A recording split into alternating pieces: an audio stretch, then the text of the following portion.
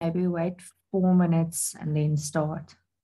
We have to, if possible, we have to stop just a bit before so that we can go over to the next meeting. Fair enough.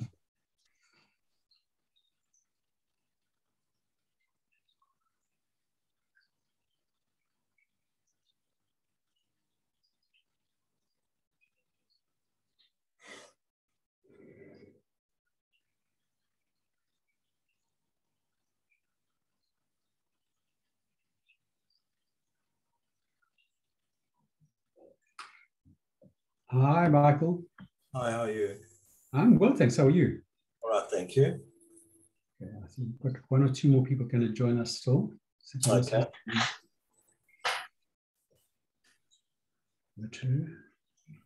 Must I keep my video on or off? Or?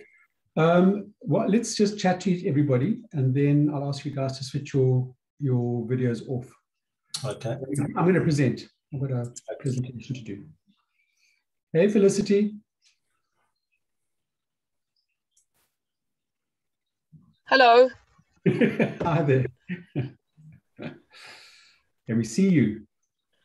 Just a second.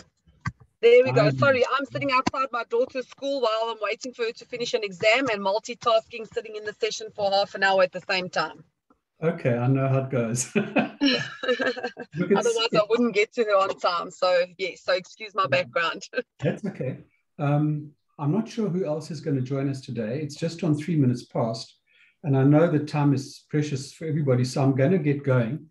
So I'm going to ask you to switch off your cameras, but please leave your mics open in case you've got questions. Sure. I'm going to start sharing the screen. Oh, wrong presentation. This is the one I want. Here we go.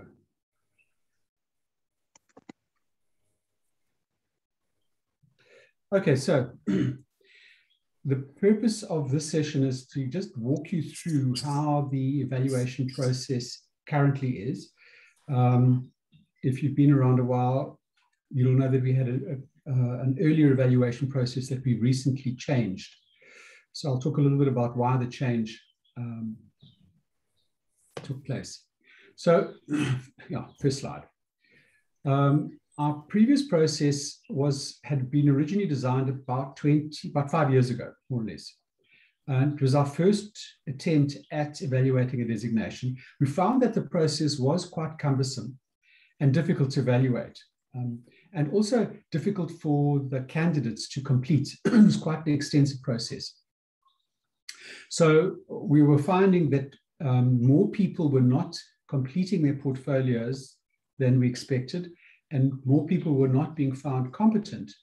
Again, fewer than we had expected. And people who've got an extensive CV and by rights should have been getting a designation. So we decided that we needed to relook at the process, try and make it a more streamlined and a more focused process. What also helped us that since the original process had been designed, quite a number of other new professional bodies have come into being. And they've also designed their own evaluation process. And that has certainly helped us in guiding our thinking about what's appropriate for us.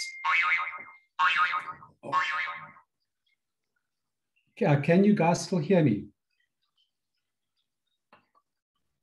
Yes, I can still hear you clearly. Because Angelique just messaged me that the screen froze. Okay. And then lastly, we have been doing some work to harmonize the 3 designations that we're responsible for. And what you've seen on our website is the upgraded version.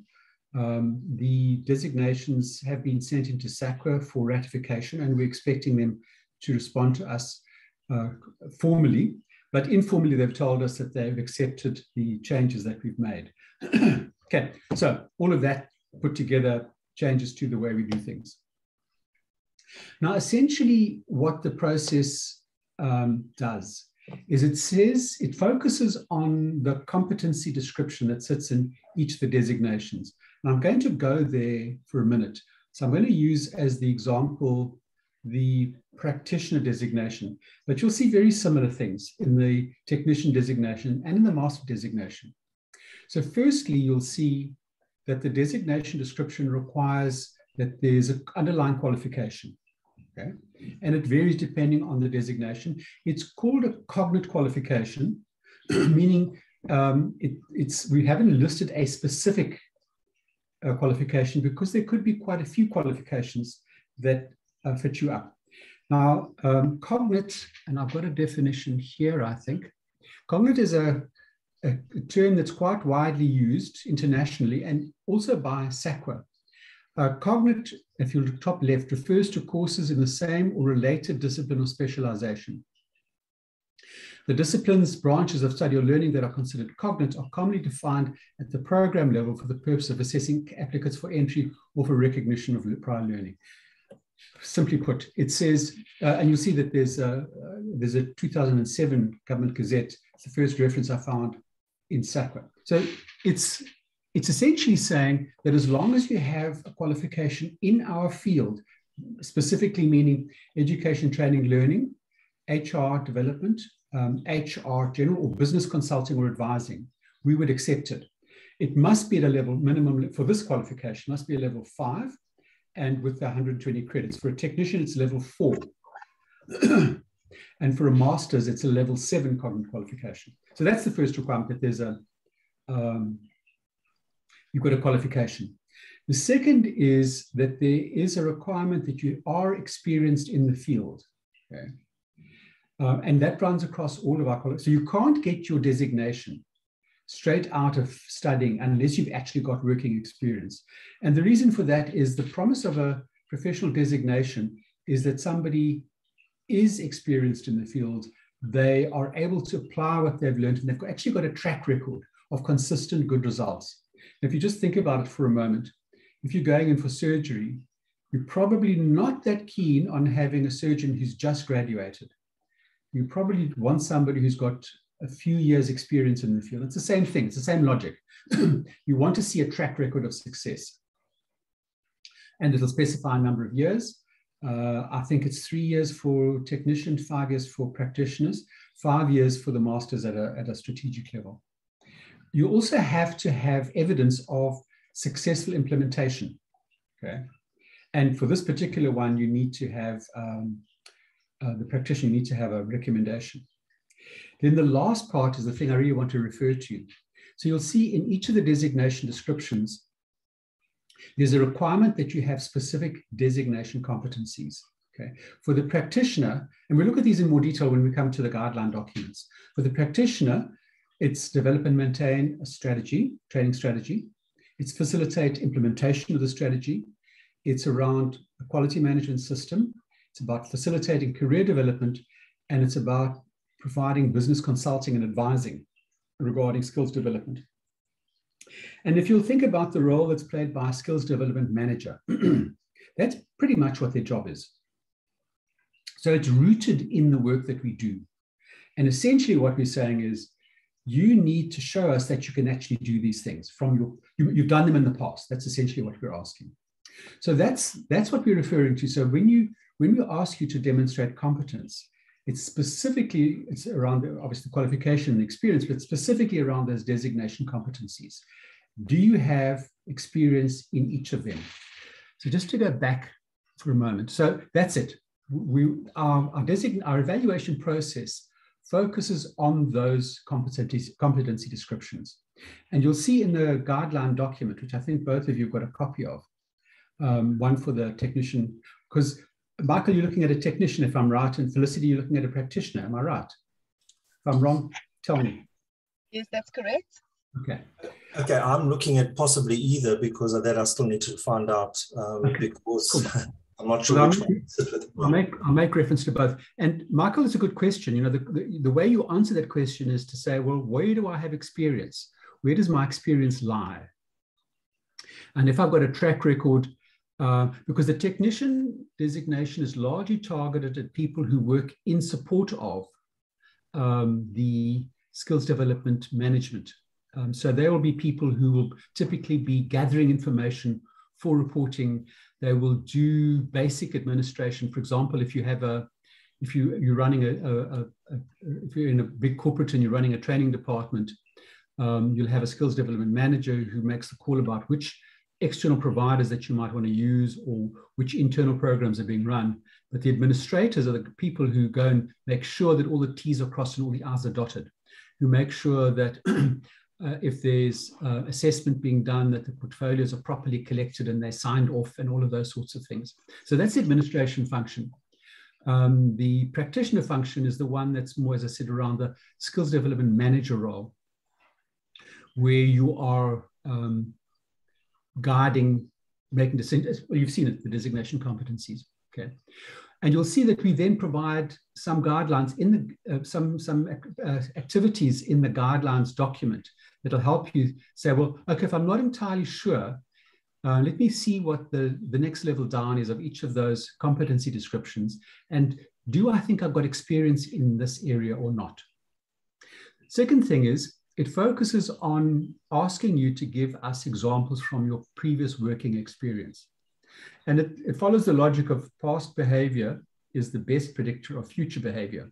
So if you've done something effectively in the past, that's a good indicator that you will be able to do it in the future. So what we do essentially is we say to you, please think of a time when you did this in your past. So for example, if it's a practitioner one, it's implement a training strategy. So think about a program that you've managed, that you've implemented in an organization, and tell us about it. And I'll get into more detail about what we're actually asking you. But that's what we do. We say, give us some examples of where you've done this, and then back it up with evidence to confirm that actually you did do it. It wasn't somebody else that did it. And then the last one is a reference to cognitive qualification, which I think I've largely explained. But essentially what it says, we need a qualification. We'll tell you what the minimum NQF level, we'll tell you the minimum number of credits, and we'll tell you which field it must be in. That's what a cognitive qualification means. Cool. Please stop me if you've got questions, because I'll keep moving on unless you stop me. Sure. Then cognitive qualification, we've seen that. Oh, just a thing, if you're functioning at a level, let's say, for example, you're functioning at a skills development manager level, and you've got experience in all of the things that sit in those designation competency description in the designation description, but you don't have a relevant qualification. That's not necessarily an impediment. You can ask for an RPO process to allow us to waive the qualification requirement. So essentially what we will do is we'll put you through a knowledge test that tries to tap into the underlying knowledge that you would need in order to do the job. So that's possible if you don't have that qualification. Okay, so a little bit about the process. It's essentially got two documents that you need to be concerned with. One is the guidelines document, and that is a document that contains a fairly high level of detailed instructions about what you need to do. And that's what we're going to go through today. And that's a PDF document. The second thing that you'll see is a Word document, a workbook. And that's the document that you need to complete. That's where you will write down examples from your own experience of what you've done that are relevant to your designation. And you will link in examples, link in evidence for each example that you give us to confirm actually that it was you that did it. So the process that you then through is you go through the guideline document, and then you complete the workbook. You give us the examples, you cite the evidence that you're going to submit, and then you upload that workbook into Dropbox. And Angelique will send you, or she hasn't already, she'll send you a link to a folder in Dropbox. Please save that. Don't lose that email with the link, because that's where your evidence must go. And we'll keep going back to that same folder. If you put it in a different folder, it creates havoc with our systems while we try and relink things. And that, as Angelique will tell you, that doesn't work well. So please save that link. You'll also then upload any substantiating evidence into the same folder in Dropbox. And I'll go through these guidelines a few times, but firstly, please make sure that each piece of evidence that you submit is in a separate document. Sometimes we've had a PDF file that's about 80 pages long, and it's got all the evidence in, and it's an absolute nightmare for the evaluator to try and find the specific evidence you're referring to. So please don't do that. Separate document for each piece of evidence. it goes into Dropbox. Typically, you're going to submit this sort of evidence as a PDF, but we could include, if you videotaped yourself handling a conversation, or a pod or audio, we can also accept those. But 99% of the time, it's going to be a PDF document. Also make sure that you give each piece of evidence a unique name so we can distinguish them easily. And you'll see that in the workbook itself, there's a place right at the beginning where we'll ask you to list every single piece of evidence, okay? And that's like your reference list. And then when you come to each example, then you'll just write down the name of the evidence that refers to that example. But I will come back to that. Okay. So how do you go about doing this? Well, the first thing is that you review your designation description and you choose one of the competencies. Then review the guideline activities and identify an example that you'd include in your PO. I'm going to come back to this. I think there's some other information I need to tackle first. Okay. What's the role of the evaluator? Well, it's very similar to an assessor. We have evaluators whose job it is to review your portfolio of evidence. They will give you written and verbal feedback, but they'll also give you some guidance. Now, the reason why we do this is as follows. If you think about the role of an assessor, an assessor is looking at somebody who's been through a learning experience. Typically, very recently, they've got a textbook, they've had exercises to do, and that is what the assessment exercise is designed to do. If the assessor gives them a whole lot of guidance, they run the risk of overcoaching. But for candidates, you're in a different situation. We're saying to you, think back over the last 3 to 5 years and find some examples of where you've done this. Now, you would have done this, whatever's required, a couple of years ago. So you didn't know how to collect evidence at that point in time. So what we'll do is we'll help you identify what sort of evidence you can produce. So that's why our evaluators are required to give you both written and verbal feedback and to guide you in finding evidence. And the point is this, you either have the evidence or you don't. You can't make it up. So they're just helping you think through where you can find it, how you can substantiate things. And included in our current costing is a remedial evaluation. So if the first time around, you don't have a complete portfolio, you can still get another evaluation done on submission, but only one additional evaluation is provided for. If you need more than that, then obviously the evaluator has to do extra work and you would need to pay for it. So coming out of the evaluator, once the evaluator has finished the evaluation, it then goes to our verifier who performs a very similar role to internal moderators or CETA verifiers or whatever. And the verifier's job is to have a look over what the evaluator has done and give feedback to the evaluator if he or she believes that they have made an error. If they've been not made an error, if they're happy with the evaluation, it then gets passed on to our certification committee. I'm going to come back to this evaluation rubric because I think it works better if we go to a workbook. How long does this all take? So briefing process, that's today. That's what's happening now. And you'll see it's not a day, it's an hour. Maybe I'll better update this. Then we suggest that you go away while this is fresh in your thinking and complete your workbook. We think that it probably doesn't take more than a fortnight to do that. We allow a longer period than that. Our experience is that often people will say, okay, I'm going to go and think about the examples, write them up, get the evidence together, and it'll probably take me a couple of days. And we've often had candidates that will do it, they'll set aside a weekend, and by Monday, they've basically got it there. What often they find, though, is that they don't have all the evidence they need. That can be the difficult thing.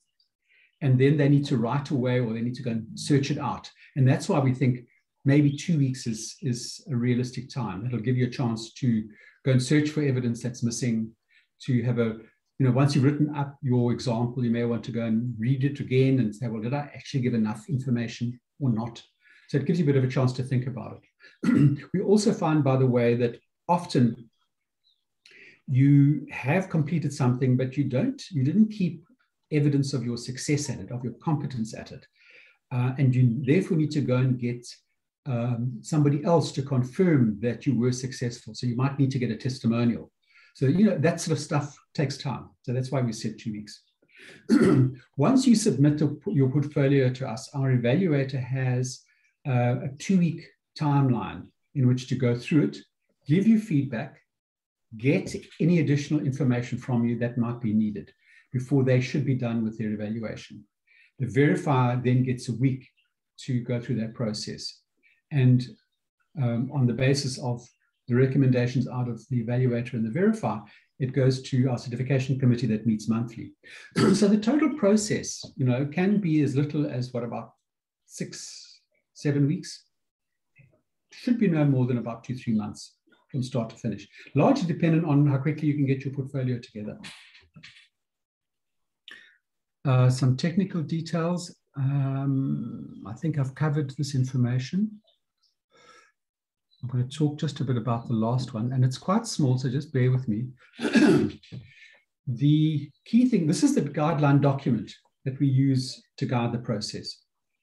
The key things that you need to know is that you will work in the Word document. So, for example, you'll complete the Word document that you'll submit to us in the workbook as a Word document. The evaluator will then evaluate it, and they will complete their comments and their feedback using RED. When they've finished that first evaluation, they will save that Word document as a PDF, so we have a snapshot of the first evaluation. If they still need some remedial information from you, they'll send the Word document back to you. And we'll ask you then, if you're giving in additional information, please do that in blue, so it's obvious that it's new information. You'll then put it back into Dropbox, and the evaluator will then do remedial. Now they'll do their work in purple, so that you can see the difference. And again, they'll save that remediated document in PDF, so that there's a second snapshot. Once that's all done, it goes to the verifier, and the verifier will then annotate the final PDF. Will annotate the Word document. They'll use green in doing that, and they'll again save that final verified document as a PDF. So there's a third snapshot of the work, so you can see all the way through what's happened at each stage, and that then goes to the certification committee. Any questions around that? Does it make sense? Yes, it makes sense. Yeah. Thank you. Thank you. Thank you. Cool. All right, so let's have a look at the guideline documents. So I'm going to start with the let me start with the technician guideline document. Actually, I'm going to start with the other one. I think that that will be more useful, and then we can, by contrast, look at the technician one if needs be. So, skills development practitioner. Okay, just the contents list. And we've actually gone through this. You've seen this before. Then you've seen these. You've seen this timelines. Okay. There's a little bit about cognitive qualification. Then there's a comment about the experiential link. So you've seen this, and essentially it's there's nothing new there, but there's a comment about your CV. So for every one of the portfolios, we want you to give us a copy of your CV, and I'm going to come back to that CV in a minute. Then you've seen these in blue, designation competencies. The minimum requirements is new. So our policy says that you must provide evidence against at least 75% of the designation competencies above, which in this case means you must provide evidence against at least 4 of the 5 designation competencies. Now, sometimes there are 5 designation competencies, sometimes there are 4. So, but the guideline is at least 75%. So in this instance, it means you must provide at least 8 examples, fit for purpose examples of your workplace experience. And that must have taken place within the period of at least 5 years and the last 5 years. So that's what we're looking for. So that's that's what you're tasked with, finding at least 8 examples of where you've delivered against the designation competencies for the practitioner designation. Are you all familiar with? Are you both familiar with assessing? Do you know about Yes, VAR? I am. Yes, yes. Okay. So I'm not going to spend extensive time there, but on this, essentially, whatever evidence you submit must meet the VARC's requirements. Valid, and you can read this in your own time. So I'm not going to linger on that. Okay, a little bit about the level of detail. So for every example that you give us, we're going to ask you 4 things. Firstly, we would like you to give us the background. Number 1, what is the example that you will use for this competency? So say, for example, it's implementing a training plan. So describe the circumstances around the example, the context of the situation where this example arose. Secondly, tell us what was your action in the situation that showed your competence. So how does your action show your competence? Describe what role you played or what action you took. Give enough information so that it is clear what you personally did. And your action must be relevant to the competency. Personally did, quite important, because when you're looking at the practitioner designation, often the skills development manager has a team of people that work with them in administration. So you might not have done everything yourself personally. If you oversaw it, that is the bit that needs to be clear. It's still relevant because if you took personal responsibility for signing off, for example, a mandatory grant report, you're responsible for it. So even if you didn't do all of the administration, your role is the critical one because you've signed it off. Third question is, why is this a good example of your competence? So describe the outcome of the action or the results that were obtained because of your actions, and explain why you believe it is good evidence of your personal competence. So that's the story that we'd like you to relate. What was the background? What did you do? And why does it show you in a good light? Those 3 questions. Then lastly, give us the evidence that confirms what you did and why you believe you were successful, and why do you say you were successful? What's your evidence that you were competent there? So you're thinking you needed to find in this instance at least 8 examples and use these guideline questions in telling your story. Okay. Now on the next page, I've included the rubric or the marking memo that we give to our evaluators. So the guidelines are the ones in red. Okay. So the first one is qualification. Evaluator will use the copies of your qualification to determine whether you meet the requirements. So the copy must be certified in the past 6 months. It must be at the right level with a minimum number of credits and in the field relevant. Okay, I think that's fairly straightforward. CV. So you need to get a CV, and it must have completed at least 5 years in the field. So there we want, and it might be more extensive than your normal CV. We need to get some details of we don't want just a position title or a one-liner of what the job, 1 or 2 words what the job responsibility was. We want enough detail to understand what processes and results the candidate was responsible for, and who the employers over the period were for the period required for the designation. We also would like the contact details of the most recent employer, so that if the evaluator decides to do that, they can do a reference check to confirm what you're saying. And obviously, the responsibilities must be relevant. So that's what they're looking for. So have a look at your CV, and if you need to expand a little bit on what you were responsible for, do that. Then this particular designation has a couple of experiential evidence or learning requirements. They're in italics. Sorry about that. Kill that. So one of the requirements is submission of evidence of successful implementation of planned learning and development strategies linking business objectives with performance and skills development within the workplace, or evidence of 2 approved workplace skills plans.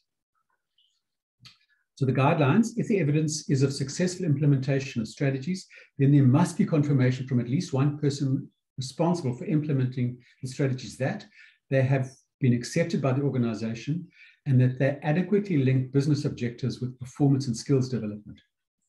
Now that person could be a senior manager, or if you are an external skills development manager working on an outsourced basis, it might be a senior person at the client.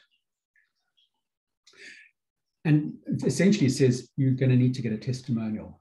A statement to this effect signed by the person responsible for implementation will be sufficient evidence.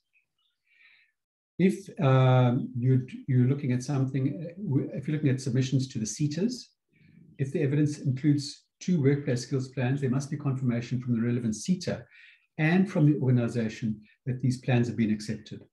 So that's the sort of evidence that you might need to get. So if you're getting a testimonial, just to go back to the first one, what I suggest that you do is that you do a draft of what you need to be included, because otherwise the person giving the testimonial might not refer to the evidence that you specifically want them to include. They, of course, will not sign something if they don't, if it's not correct.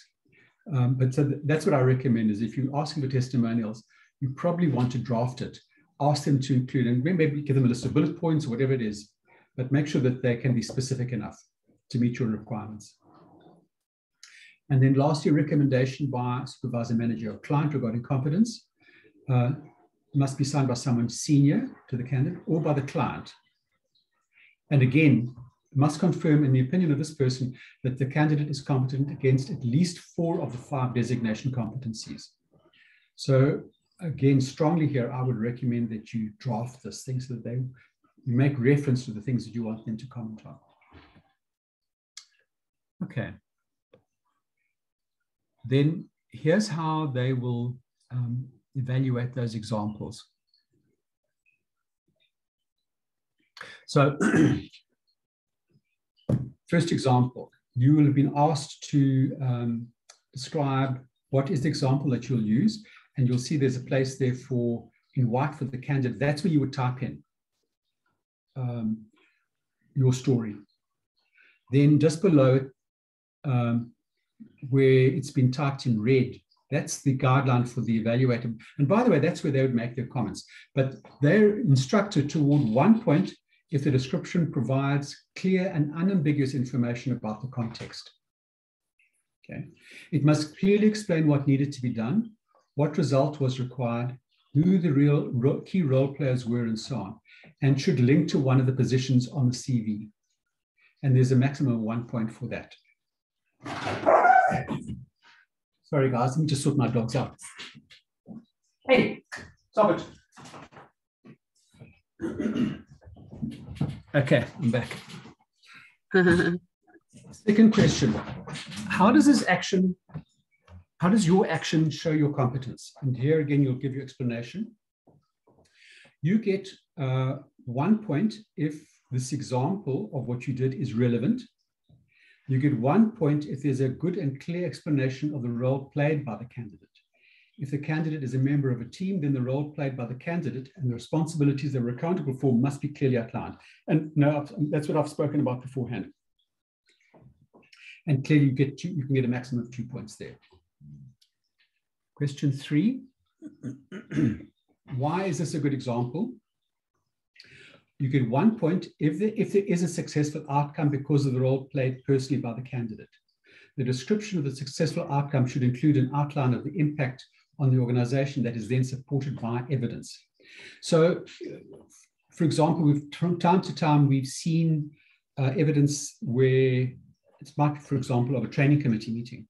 And you can see that the candidate was a member of that training committee, but the minutes don't reflect any action or anything that outlines the role played by the candidate. So you know how it goes. You could just be a passenger in that meeting. That won't be sufficient evidence. So it must be very clear that the success was integrally as a result of the role played by the candidate. So that's 1 point.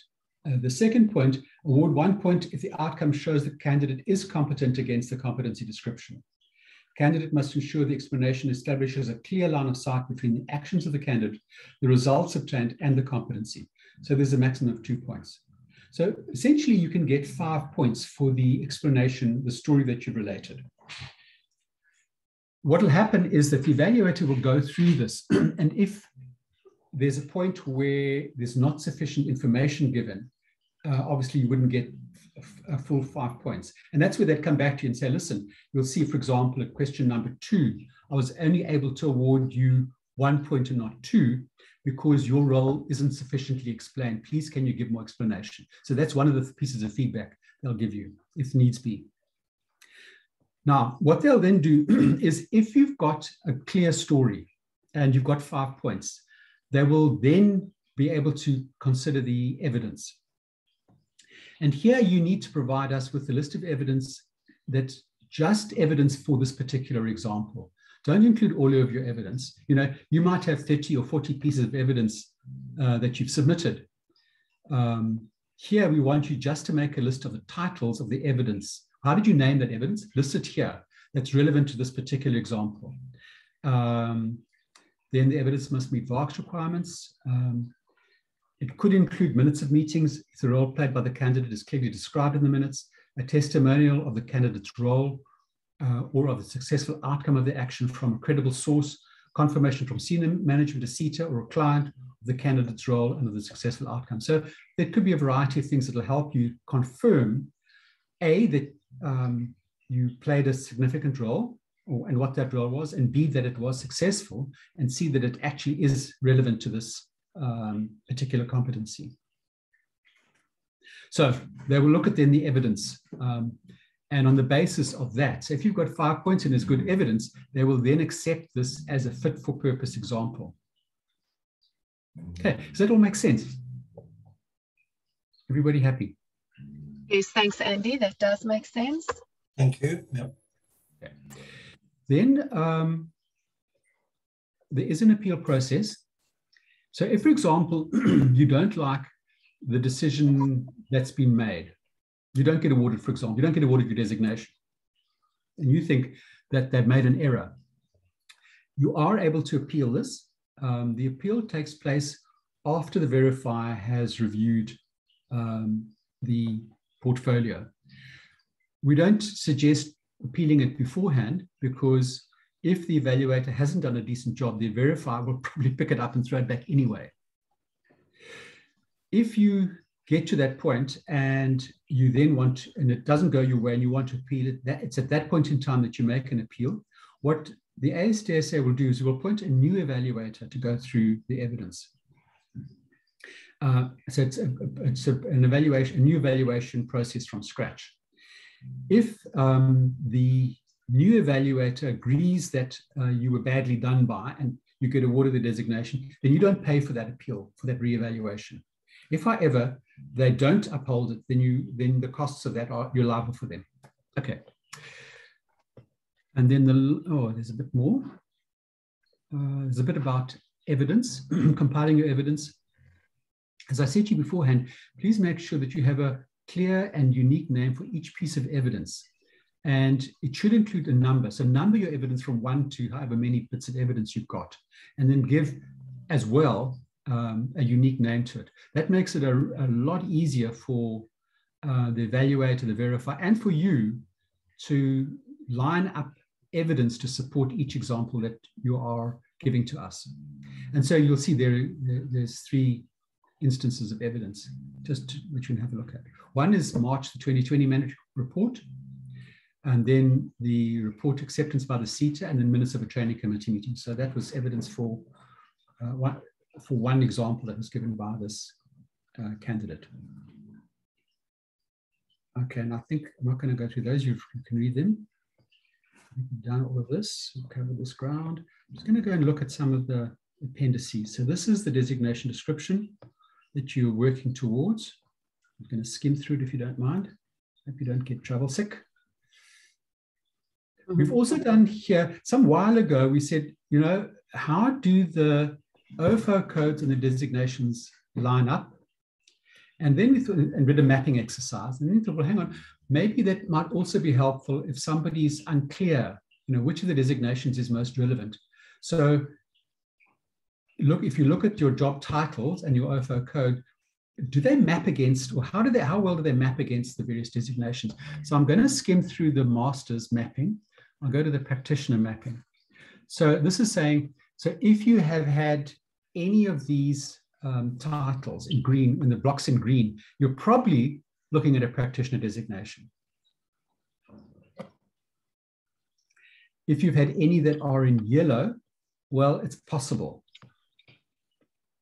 Okay. So for example, if you've been a community development practitioner, maybe if you think back to the work that you've done, if you look at your CV, then maybe you'll see, yeah, I have been exposed, I have done those things that are sitting in the designation description. So I don't know how helpful this is, but it was just we thought we've done the work, let's put it out for people in case it helps them decide which designation is the right one for them. Then Appendix 3, activities mapped against the designation competencies. So the first of the competencies in the practitioner designation is number A, develop and maintain organizational skills development and training strategy. We said, well, let's list the sort of activities that typically fit under this competency. And we've listed 9. So this might help you in saying, well, do I have examples of developing and maintaining organizational skills development and training strategy? Well, if I go through this list of 9 items, if I can tick, say, yeah, I've got number 6, I've got experience in conducting training needs analysis. Number 8, I've done liaison, I've had liaison with CETAs, et cetera, et cetera. If you've got a number of ticks here, then it'll probably, and that might then help you think of examples that you can include in your portfolio. But it'll say to you, if I've got enough ticks, then I'm probably looking at the right designation. And that, by the way, then is the place that I should go and look for to give some examples. So for each of the competence, we've done a similar thing. Now, what are typical activities? So facilitate the strategy. There are, it's quite a few. There's quite 22 different things that if you've done them, they might suggest examples that you can give to the evaluator and so on. So that's what that is. Then lastly, just to give you an example of a completed workbook. So this is what the candidate submitted. Question number 1, what is the example? Candidate explanation. In my role as the company SDF, I must compile and submit the mandatory grant report for my company to the CETA we registered with. I've successfully completed this work for the past 2 reporting years. So that's the context. Okay. Then the evaluator would have made comments in the gray area. Then the second question, how does your role show your competence? I'm entirely responsible for submitting the mandatory grant reports for our company. I extract information from our company records that include internal training registers and invoices reflecting payments to external providers. I also gather information from our senior management on skills development priorities, as well as our internal performance management system regarding plans for the next 12 months. I capture these details on the prescribed templates provided by the CETA and upload onto the CETA MIS. I then draw a report on this information and present it to the training committee for review, amendment, and sign-off. I then finalize the report and submit it to the CETA.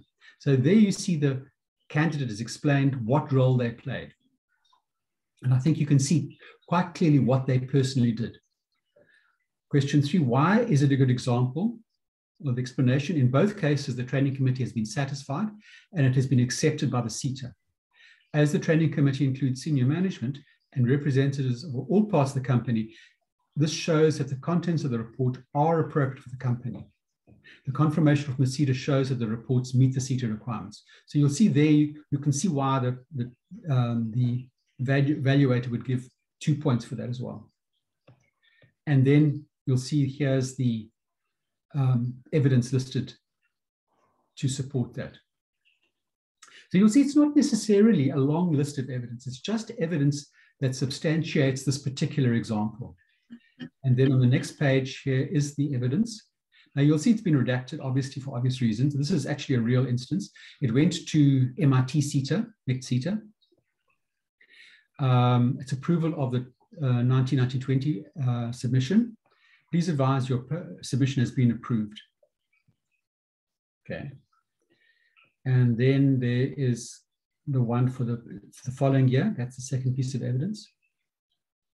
And then here are minutes of a skills committee meeting. I actually was the SDF, so, but you see other information. So you please redact information that's personal, that shouldn't be included in here. And you'll see here, it's the time of the meeting. You can see there's the role played by the SDF has been clarified. You can see the meeting was accepted and authorized. The plan is submitted to McSETA. Okay, and then there's a similar for the second year, similar thing. Questions?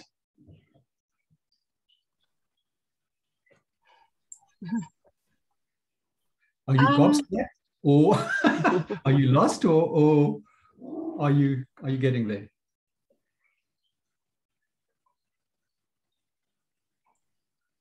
Okay, look, I had already started working through this. If I can go first, I don't mind. I'd already started working through the portfolio or the workbook, and I'm pretty happy. I'd already understood most of what you've gone through today, so I appreciate that. Thank you very much. I think, much like most learners, I dove straight into the workbook and then hit a bit of a panic because, yeah, we don't always keep records of all the things that we do. And so it was just a matter of taking a bit of time to go back and look for the actual evidence, so to speak. And then I also do run my own business, so a lot of it is I'm the person recommending things myself. And so it was just looking at ways of making sure that you could legitimately show that you could do, or that you have been doing certain things correctly or with successful outcomes with clients, etc., etc. So I found that quite easy to understand once I found the end of the guideline document, where there were actually some examples which you've just taken us through now. So I think adding that in there is awesome. Those examples and those guidelines right at the end that give you the kind of or they weren't examples, but they were sort of, you had listed what kinds of competencies, or have I done this before, have I done that before? So that's very helpful for me. I think it's just a matter of now sitting down and getting it done. You know, we tend to let these things drag on for too long, and then it sort of seems worse than what it is. Yeah. So, but I think, yeah, having someone talk you through it and just let you know that you are thinking right is very helpful. So thank you very much. Okay. Michael, how about you? Are you a bit clearer? Thank you very much for that. It does give me a much better idea. It's just that, you know, after 9 years working full-time at a very large government department, over 7,000 heads, you know, employee headcount, I left there in July last year, and for the last year working independently with some clients, I need to now be able to go back to that employer and ask them for the evidence. And that's the reason why I'm wanting to do this designation. I just got so lost working, you know, at such a high level as a national training manager and the ASDF for 9 years. And I just didn't get down to doing the POE. So now I need to decide. I don't think I'll be at the designation of technician. I think I'm probably going to end up being more at the practitioner, but I just need to get, if I can possibly get permission to just get Appendix 3 before I submit my application, just to know what evidence I would need, so that I can then go back to the employer and get their permission to get that evidence and get all the testimonials. That's my only complex situation I'm sitting in. Yeah, there's not a level of detail below that, Michael. It came out of Sharon and me sitting down and putting our heads together. So there's not more that I can actually give you. Yeah, no, just that list of activities. What I think you might want to do, Michael, I think, bearing in mind where you've come from, I suspect that you're going to need to use testimonials quite a lot to get information that you need. So it means going back to the contacts, if you've still got them, in the department, and saying, listen, you know I did this. Please, will you confirm it? You know, I've drafted you a letter that I'd like you to put onto a letterhead and sign and send back to me, that I can use just to substantiate it. I think that's where, because I think if you look at those activities, you'll probably say, yeah, I've done these things. I have done these things. Yes. So just pick some good examples, fill them out, and then find some of your ex-colleagues who can confirm. And as I said, really draft the testimonial so that it contains exactly what you want them to confirm. Okay. That's your best way to do it. Right. Shall I quickly just have a look at the workbook? There are one or two things I want to just skim through there. Where is the workbook? That's not that.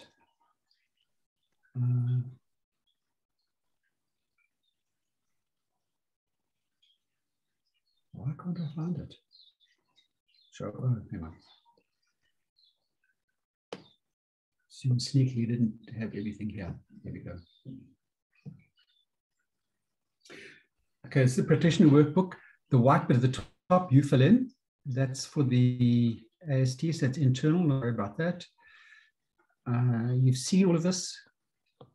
You've seen all, yeah. So here, this is what, page 4. Please put a list of all of your evidence down here. And you'll find it easier to work with once you've got it all listed down here, and make sure that you've named it, each piece clearly, and you'll see we've already put the number in for you. This you've seen. Here, you work in the areas in white, the evaluator comments in the gray areas, and they're saying recommended or not yet recommended. So your qualification, your CV, the submissions of the plans, the recommendations, they'll go through all of that and they'll make comments. This you've also seen. And here you've seen. So here you'll see, this is competency A, example 1. Okay, and you'll write your story. Then on the next page, it's competency A, example 2.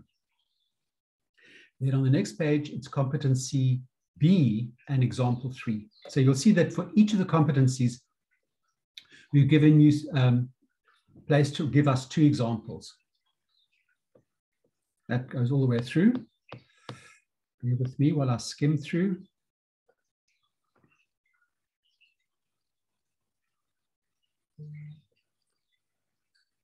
Okay, when you've come to the end, you need to confirm that this is your own work, and I'll leave you to read it in your own time. You need to sign it off. And then the last, if when the evaluator looks at it, they realize that you really have some gaps in typically your working experience where you haven't had exposure to something, you might then, thanks to the facility, I see you've got to run. You might need an extended candidacy where you'll need to go and get exposure to something. Now that can take some months for that to happen. So that's where this can be written out.